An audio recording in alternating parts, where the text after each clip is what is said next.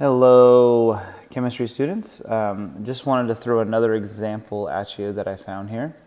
And in your guys' stoichiometry problem, sometimes it'll go a different route. It'll ask you about molarity of stuff. So I'm just going to kind of show you one of those morphs of that. So let's go back to that same equation that we looked at in the previous example.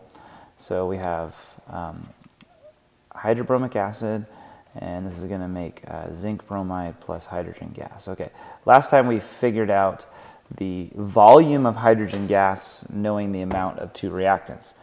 So, so let's say that they tell us that we have 13.1 grams of zinc, and let's say that they tell us that we have a 0.1 molar solution of HBr. So, and that's probably more common that you would see. You're not going to see the amount of grams because with hydrobromic acid, this is an aqueous solution right here.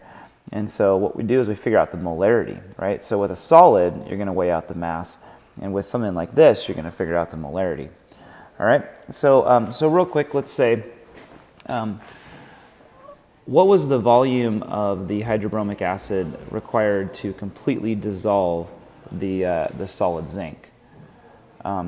So if we were to look at that, what would be the volume of this?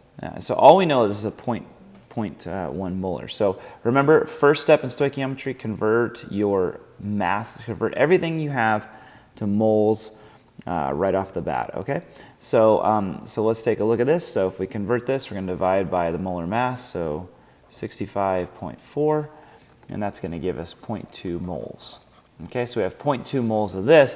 So if I have a 0.1 molar solution, how do I figure out how to do this? Well, how many moles am I going to need here in order to completely dissolve this? So this is a mole ratio, 2 to 1. So what am I going to need? I'm going to need 0.4 moles, right?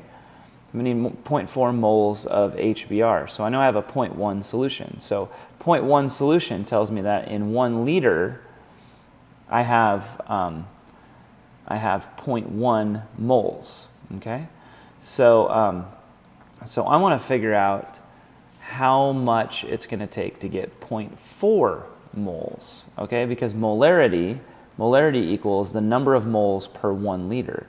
So all I've got to do is set up a proportion like this and multiply across and divide. So essentially all you're going to do is 0.4 divided by 0.1. So 0.4 divided by 0.1 is going to give me 4 liters of solution.